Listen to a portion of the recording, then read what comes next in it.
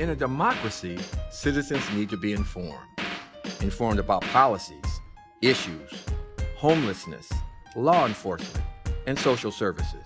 In order for people to make good decisions that affect their lives, they need to be informed. Conversations with Erroll Parker. Dr. Felton Williams is on the Board of Education for the Long Beach Unified School District. And he has been on there for several years, and he has a strategy of how academic performance of African American students, especially boys, can be improved. Now, this is going to be quite a struggle for him. His strategy is to get black churches together to help improve the performance of African American students. And he's here on Conversations with Erroll Parker to talk about that. Welcome to our program, Dr. Williams. You have been reading the book, No More Cotton to Pick. Now, that's a pretty provocative title. I mean, the cotton industry has been decimated, at least as far as African Americans and being enslaved is concerned. What is the motivation, what is the theme behind this in education of African American students? Well, what that article points out is the reason why Africans were brought to America, primarily to pick cotton. Now there's no more need for that to happen in terms of the picking of cotton. Machinery does that now. So the article is suggesting that out of the 38 million African Americans in America, what do you do with them now since there's no more cotton to pick? What needs to happen?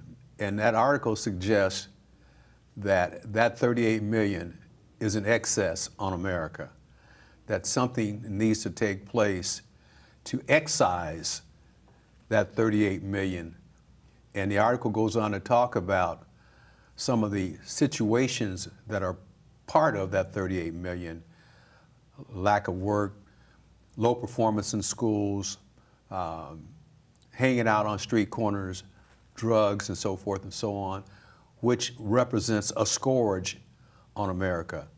So they talk about a certain portion of that 38 million, but not the other portion that are doing good things, doctors and lawyers and so forth and so on.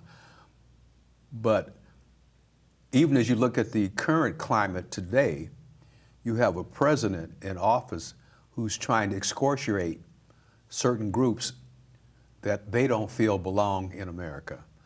That's why that article has relevance. So race is an issue in America, and the historical reasons why Africans were brought to America was to bolster the cotton industry. Now that industry is not pervasive, so now what do you do with the 38 million? What do you do with the 38 million African Americans? You have a strategy about that, and that's one of the reasons why I wanted to invite you on the program. You have data showing the low performance of African Americans, the national data, even though you're a Long Beach board member, but there's national data. Long Beach is no different than other cities in terms of this issue.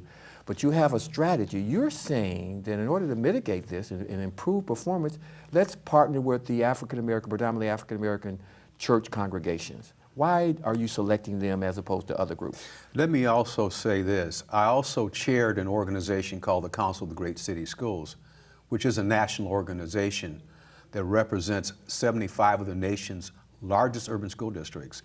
So within that context, not only do I understand the situation locally in terms of the performance of African American students academically, but I understand it from a national level as well, having chaired that organization and still being a member of that organization's executive committee. The council school districts have 7.2 million students that are part of that. So it's a very large segment of our student population nationally. So you have a handle on the issue in terms of data, in terms of performance? I absolutely do, being served in that capacity. That coupled with my work early years as chairman of Region 1 NAACP, representing the 9 Western states. That's a pretty good perspective. NAACP, which is an advocate group of over 100 years, and then an organization that has its handle on the national issue of some educational issues. Right. So what's your strategy? I'm looking at all of this in terms of what I see as a potential support base that could help drive some positive changes in the performance of kids of color. The single most institution that we have in America as African Americans is the African American Church. And in the early years, the African American Church, prior to the Civil Rights Movement, was really the soul of the African American community. Through that process, a lot of positive things were happening in the African American community as a result of the church's role in that community, up to and including the passage of the Civil Rights Act. Seemingly after the passage of the act and as we move forward, that advocacy role by some of the black churches went in a different direction. What direction? They were influenced greatly by mega churches that were bringing in lots of dollars and doing lots of the Tammy Bakers and all of those folks who were out, the Reverend Prices and so forth, being able to show that you can get wealthy in the church. And so the advocacy role began to diminish quite a bit in the African American church as they begin to make adjustments. That is great insight, Dr. Williams. That's something I knew, but I think when people think about it, they really didn't trip on that. But I think that's, in my at least, I agree with you, that historical analysis is correct. But it begs the question, since the African American church may not be as much as the soul of the black community as it once was, but you still say, let's go to them anyway and collaborate with us to improve performance. Why? I say that because that's pretty much the only institution in the African American community that we have a strong relationship with. And given that, I think it's necessary to re-engage the African American church into the problems that we're having in our schools. And I have worked with some ministers. Local ministers? I have met with local ministers, and I'm working with local ministers now that are working to engage our students and their parents in providing areas of support for our kids. And let me give you an example of that. First and foremost, our churches need to understand the data. And the data drives a lot of the things that are occurring in our schools. What data are you referring to? I'm talking about student performance data. Okay. The academic data of the kids in our schools. And on a national level? No, on here a local, locally. Okay. And the churches need to work locally with their local schools.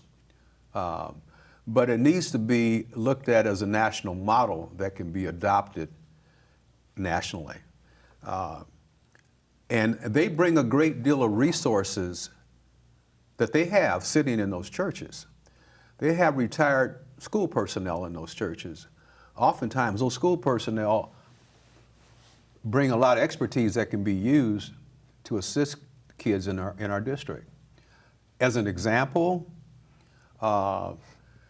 kids who are having difficulties at home, we have retired counselors, school psychologists, and all of that who are sitting in those churches. Why not deploy those people to work with some of these kids? Why not look at a way to help support some of the work of our schools? Our schools need lots of help, and even in a district like Long Beach. And let me just talk about what that means for a minute. Long Beach has over 1,500 business partners. Those business partners provide a lot of support for our schools and our students. As an example, there's an organization that does free eye exams for our kids. And if the student needs eyeglasses, they provide those free. How that student performs as a result of that is important, because now that student has eyeglasses, and whatever problems may have been part of that student's life prior to that, all of a sudden they've changed. Well, it's no different, really no different in looking at the church as a partner. Bringing the church in as one of our partners to help do some of the work that's necessary to move our kids. As I'm looking at the data here of just our kids here in Long Beach, by ethnicity, on the statewide tests that our kids take, the SBAC, in two areas, English language arts and math. 37%, and this is district compared to the state, 37% of our students who are African Americans have met or exceeded standards on the SBAC. 37% out of 100%. Now the state average is 32%, so we beat the state average. But if we're beating the state average, that tells you how many of our kids of color are having problems. Now you say kids of color or African American kids okay, all right. are having difficulty. The same is true with math. 26% of our kids here in Long Beach met or exceeded the standards on the SBAC, compared with 20% at the state level. So again, we're looking at the increasing difficult problem of our kids performing in English language arts and in math. Not only do I see it here locally, but I see it nationally as well. And that begs the question about what these kids will be able to do when they matriculate from school without the necessary skills to be good fathers, to be good providers, to go out and take care of their families, and to contribute to the growth and development of the community. Well, it seems to me that that could be an innovative way to improve performance. And you're working in the city of Baltimore with a pastor and doing the same thing. Tell us the success that Reverend Phillips in Baltimore, and we've said in private conversations that he's succeeding in this issue. Tell us about that. We have a pastor, Pastor Phillips of the Greater Kingdom Church in Baltimore. And it's just a mere coincidence that we happened to meet, and that was through a colleague. Pastor Phillips is pastor of one of a very large church in Baltimore. And he's also affiliated with T.D. Jakes. Pastor Phillips is working to improve the performance of kids in the Baltimore City School District. One of the parts of that is he has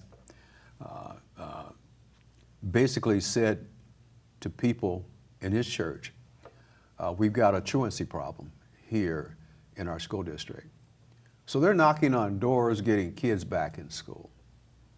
They're also running after-school tutorial programs, reading programs to help the kids improve their reading. And this is through the work of their large number of retired personnel, school personnel, who are sitting in those churches. There's a tremendous resource that are sitting in that church. And when you look at that exponentially, we have that same resource nationwide. Could you imagine the impact of those resources being applied to the problems that we're having in our schools? And for a lot of our single parent families who can't afford tutors, who the kids may not have a place to study, that church has opened its doors for the kids to come in and study. We do have somewhat of a similar situation here with one of our churches that has opened its doors to AP testing, Antioch Church through Reverend Cheney. Reverend Cheney.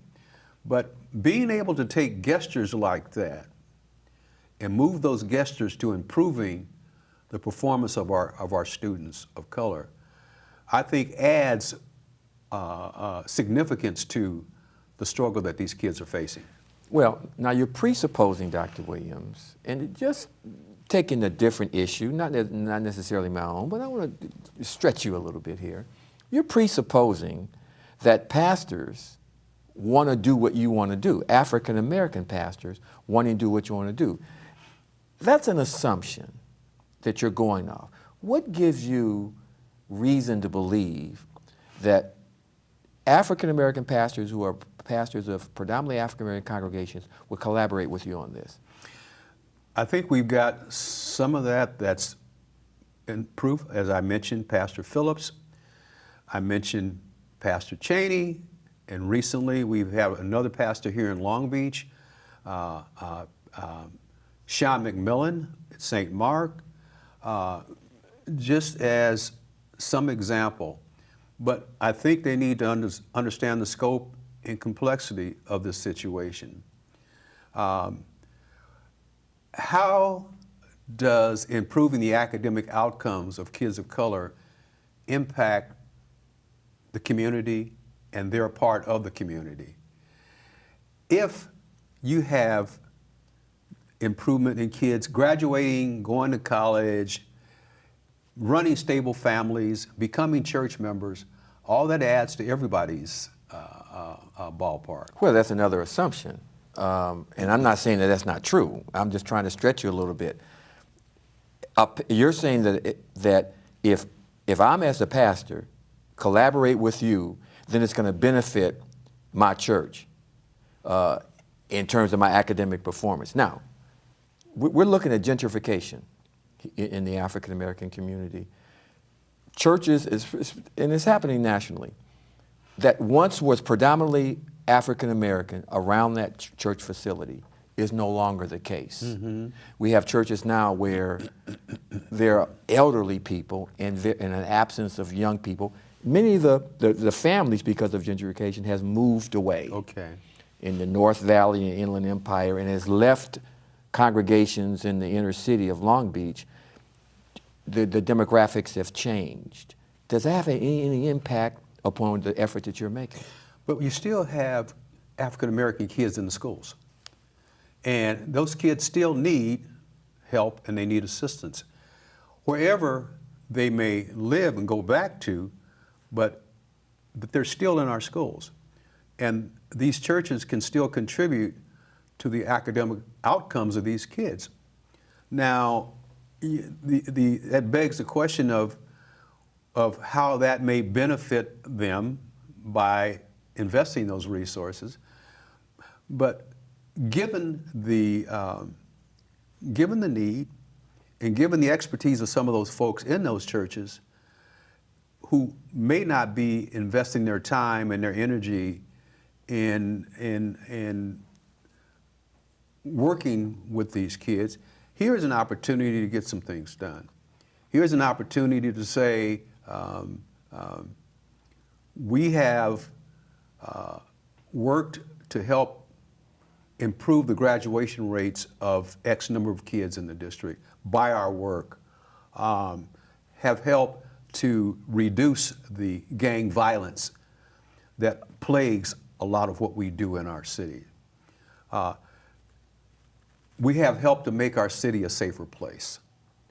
These are all positive outcomes that can result from the church's involvement. Okay, let's go in a slightly different direction here. My wife, who worked with you at Cal State Dominguez Hills, has an annual event called Super Sunday, Super Saturday. And they go to the churches, the African American churches and the Latino churches, to get students to come in and start the process of going to higher education. She has no problem getting Latino parents. They're here, they see the opportunities in America. They're hungry, as we were back 40 years ago. Mm-hmm.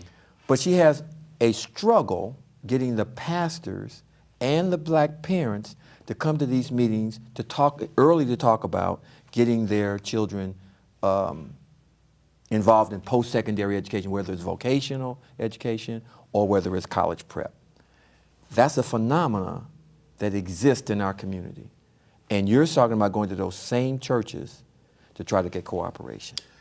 And I won't deny that. It's a perennial problem. But if I were to say that that I will not continue to pursue that, then that onus is on me. Absolutely. That onus is on me to find a way to bring those folks to the table. And that's great. Now, this strategy that you're talking about can work, but pastors are motivated differently than they used to be. Mega churches, accountabilities, shrinking membership. That's the challenge that you face here. And I admire the fact that you say that despite the negativism is out there and the trend is going south, you feel by bringing those pastors in that you can convince them to impact this performance. If you're able to even work with one and turn some things around and let that one be an example for the others, you begin to open the door to what the possibilities are. We have in Atlanta a number of churches in Atlanta that are working with their schools. And Atlanta is, and you just saw the results of the most recent election, some good things are happening in Atlanta, Georgia. Those churches have pretty much stayed true to the mantra of giving back to their communities. They have not forgotten their advocacy roles in the African American community. But it's really a matter of seeing how you can get that, re-engage that with our churches and getting them to the point where they see the value in that and they see the benefit from it. And I've been at it for a while, and I won't say it's been an easy piece to deal with, but I do see progress. Okay, let's switch reels. You have been a board member for how long now? For 15 years. 15 years. Cite for me what you feel like is some of your greatest accomplishments, as well as some of your great disappointments in 15 years. Well, let's say in the 14 plus years that I've been a member of the board, we've done many, many things on that board. Bringing in the process of strategic goal planning was one, where the district is now utilizing strategic goals as part of their work.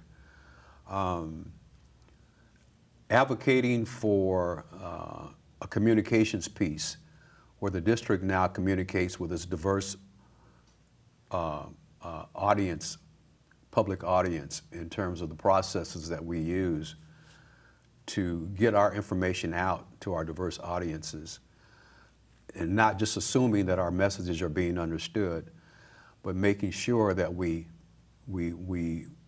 look at how that's being done.